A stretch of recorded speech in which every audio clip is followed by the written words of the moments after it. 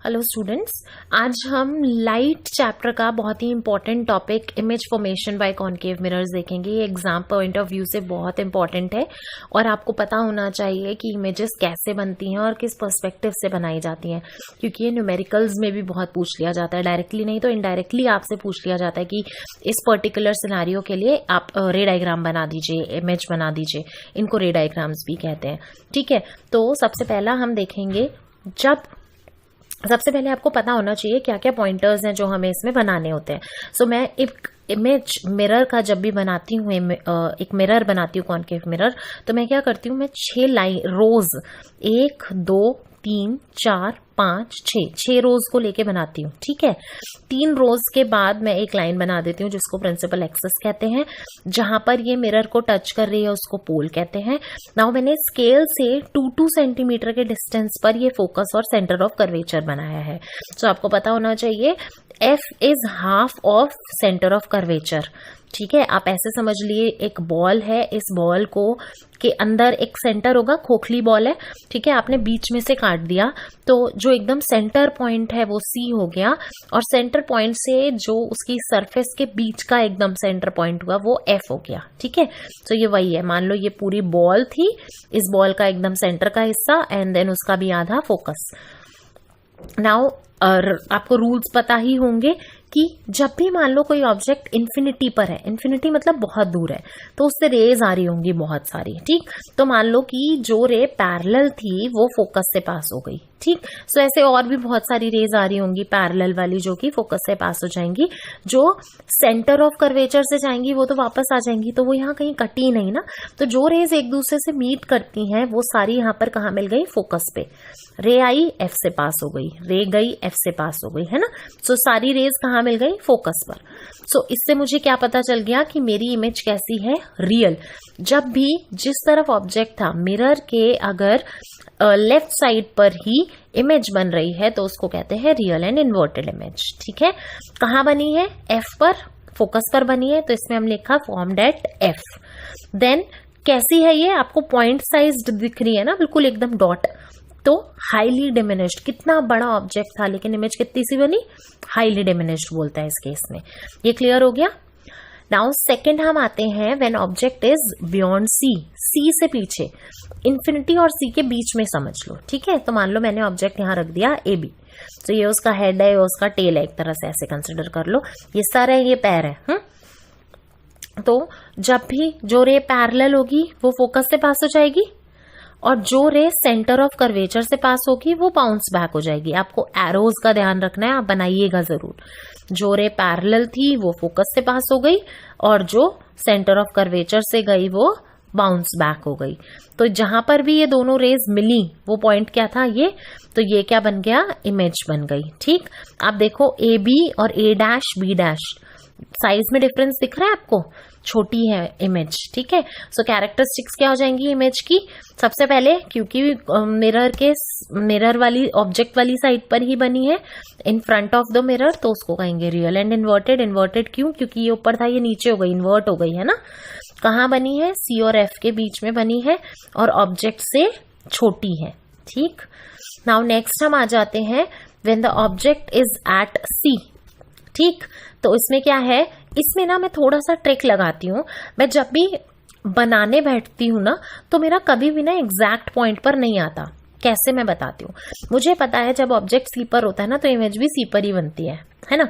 तो मैंने क्या किया, मैंने ऑब्जेक्ट बनाया, देन जो रे थी वो पास कराई, एंड वो ऑब्जेक्ट भी बना दिया मैंने, इमेज भी बना दी वहीं नीचे पहले ही शुरू में ही।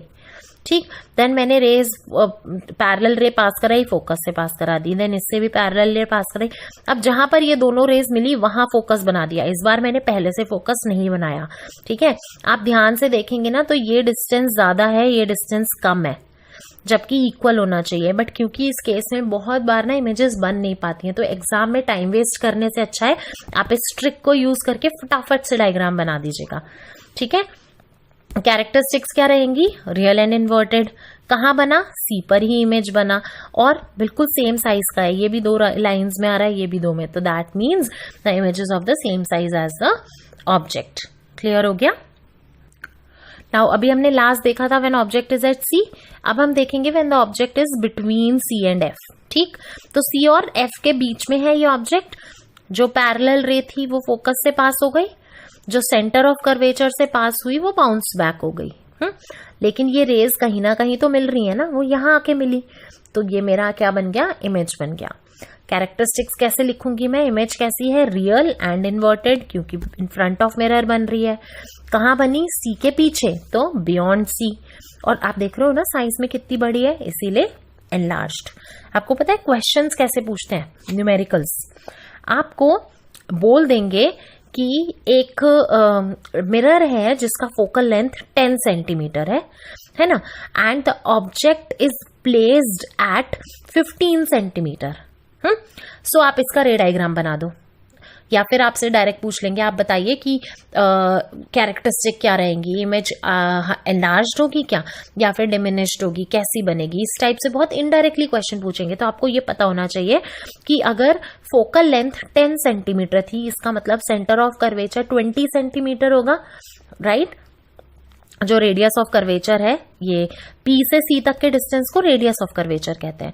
सो जो रेडियस है वो 20 सेंटीमीटर होगा, राइट। तो अगर वो 20 सेंटीमीटर है और ऑब्जेक्ट का डिस्टेंस 15 सेंटीमीटर दिया हुआ है, 15, इसका मतलब वो C और F के बीच में रखा हुआ है।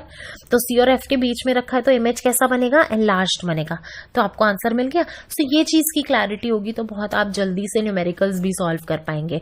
हम अभी एक आध वीडियो के बाद हम ये भी देखेंगे कि साइन का क्या रोल होता है, साइन कन्वेंशन क्या होता है मिरर्स में और लेंसेज में। सो उससे ये और क्लैरिटी मिल जाएगी कि जो इमेज बन रही है वो किस तरफ बन रही है, वो भी आप पता लगा पाएंगे। ठीक है, now next is when the object is at F, F मतलब फोकस।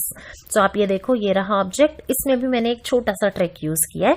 ठीक है, सो जब जो रे पैरेलल थी वो फोकस से पास हो गई। अब मुझे पता है कि जो दूसरी रे है ना वो इसके पैरेलल होती है, क्योंकि इस केस में इमेज जो है इन्फिनिटी पर मिलती है, ये दोनों रेज कहीं भी मिलेंगी नहीं, तो इन्फिनिटी पर इमेज बनती है।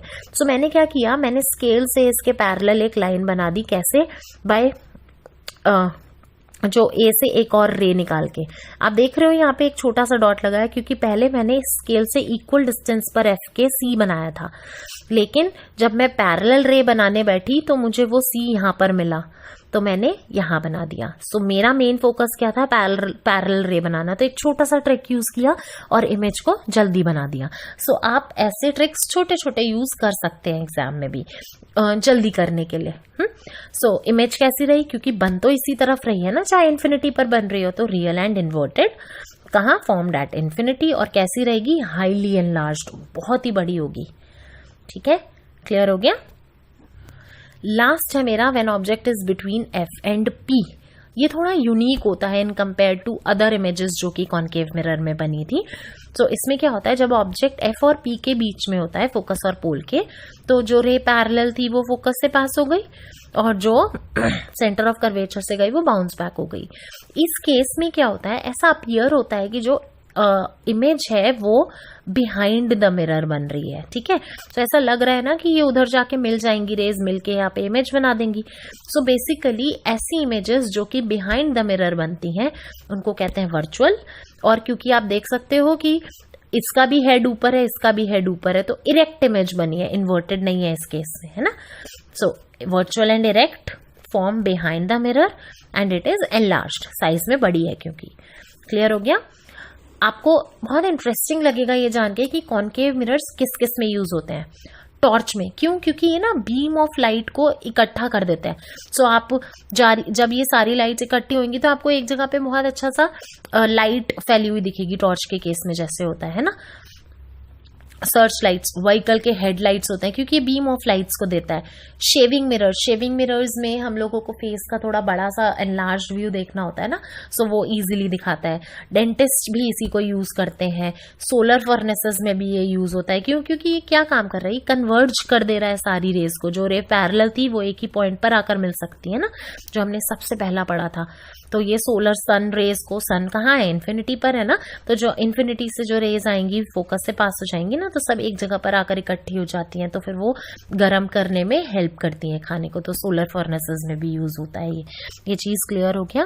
तो बेसिकली इनके बेसिस पर भी क्वेश्चंस पूछ लिए जाते हैं। डेंटिस्ट कौन सा मिरर यूज करते हैं, मान लीजिए कि इतनी दूरी पर ये है, तो मतलब बहुत क्लियरली आपको पता चल जाएगा अगर ध्यान से पढ़ोगे तो कि कौन सा मिरर यूज हो रहा है, कहाँ ऑब्जेक्ट रखा है और कहाँ इमेज बनेगी तो कैसी बनेगी, अगर आपको ये सारे रे डायग्राम्स की क्लैरिटी हो। आप इसको अच्छे से पढ़िएगा, ये बहुत इंपॉर्टेंट कॉन्सेप्ट है, डायरेक्ट नहीं तो इनडायरेक्ट वे में वाया न्यूमेरिकल्स क्वेश्चन जरूर आते हैं फॉर रे डायग्राम्स। आपको कुछ भी क्वेरी हो आप प्लीज कमेंट बॉक्स में लिखिए। Thank you.